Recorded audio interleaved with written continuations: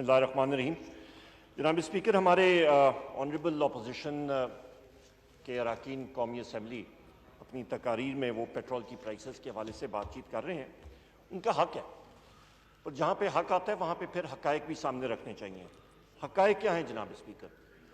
हकायक इस वक्त ये हैं कि आपकी ओपेक बास्केट प्राइस, क्योंकि पाकिस्तान जो है वो नेट इम्पोर्टर है पेट्रोल का और ऑयल प्रोडक्ट्स का। हमारे पास हमारे अपने वसाइल नहीं है पेट्रोल के, वरना हम भी ऑयल प्रोड्यूसिंग कंट्रीज और ऑयल रिच कंट्रीज होते हैं। तो ओपेक बास्केट प्राइस जो है ये पिछले तकरीबन महीने डेढ़ में 48% इंक्रीज हुई है। 48% पेट्रोल जो आपकी इंटरनेशनल मार्केट में जनाब स्पीकर 46 दिन में, ये पिछले 46 दिन में तकरीबन 112% इंक्रीज हुई है। यहां पे हमारा पाकिस्तान में आप देख लें, आपको मैं अदाद शुमार बताता हूं, मैं बिल्कुल फैक्ट्स पे जाऊंगा। आप ये देखें कि कैलकुलेटेड, और इसके दौरान रुपये की डिप्रिसिएशन भी हुई है। आप ये देखें कि जनाब स्पीकर के कैलकुलेटेड इंक्रीज बैनुल अक़वामी मंडी में जो पेट्रोल और तेल की कीमतें ऊपर हुई हैं, कैलकुलेटेड इंक्रीज जो आनी थी वो तकरीबन 41-41.5 रुपए थी, पर हुकूमत ने उसको लिमिट किया, कम किया कि इतना ज्यादा बोझ लोगों पे ना पड़े। 25 रुपए 58 पैसा पे रखा, और डीजल को तकरीबन ये 24 रुपए 31 पैसे एक कैलकुलेटेड इंक्रीज थी, उसको भी 21 रुपए तक रखा। अभी एक चीज आप जहन में और भी रखिएगा कि इसके बावजूद भी, इन प्राइस इंक्रीजेस के बावजूद, जो कि हमारी मजबूरी है पिछले महीनों में, और वो भी मैं आपको अभी डिटेल्स दे देता हूं कि इसके बावजूद ना सिर्फ बरे-सगीर में पाकिस्तान इस वक्त भी पेट्रोल की कीमत पाकिस्तान में सबसे सस्ती है, बल्कि साउथ एशिया में भी, और वो भी एक एक मुल्क का मैं आपके सामने रख देता हूं। इसके साथ साथ जनाब स्पीकर, जो अहम बात है कि जिस वक्त हमारी पेट्रोल की कीमतें जनवरी में, जिस वक्त जनवरी पहली में जो कीमत थी वो 116 रुपए 60 पैसे थी, और डीजल की 127 रुपए 26 पैसे थी। हमने पेट्रोल को 42 रुपए डिक्रीज किया और डीजल को 47 रुपए डिक्रीज किया।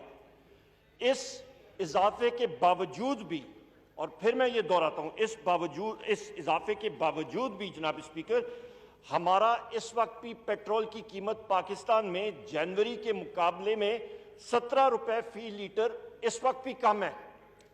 यानी फिर मैं दोहराता हूं कि आपकी पेट्रोल की कीमत इजाफे के बावजूद भी जनवरी के मुकाबले में 17 रुपए फी लीटर कम है, और डीजल तकरीबन 26 रुपए फी लीटर जनवरी के, इस साल के जनवरी के मुकाबले में कम है। अभी मैं आपको बताता हूं जनाब स्पीकर कि आप ये ओवरऑल या आप बरे-सगीर में या कीमतें देखें तो हिंदुस्तान में इस वक्त, या आप पेट्रोल की कीमत लें तो वहां पे पाकिस्तान में तकरीबन 100 रुपए के करीब है।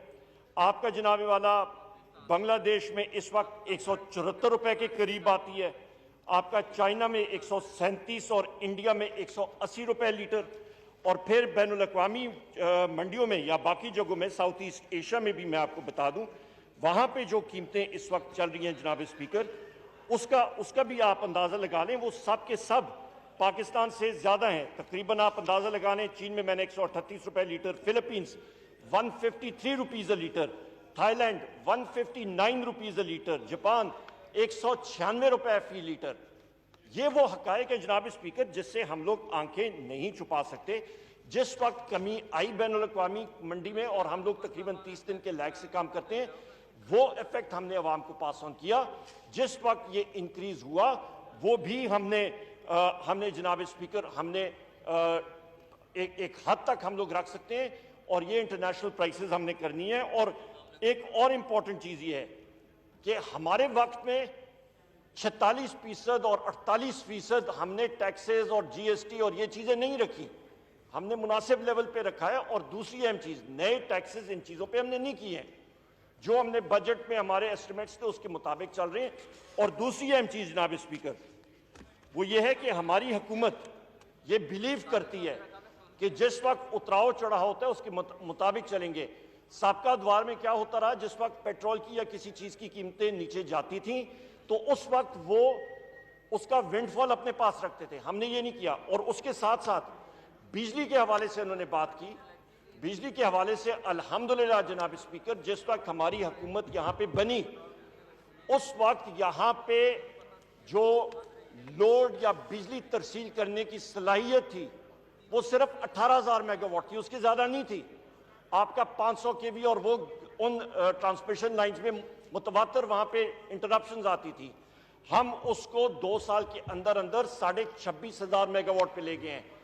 मां सिवा हाई लॉस फीडर्स के बाकियों पे हमने लोड शेडिंग खत्म कर दी है।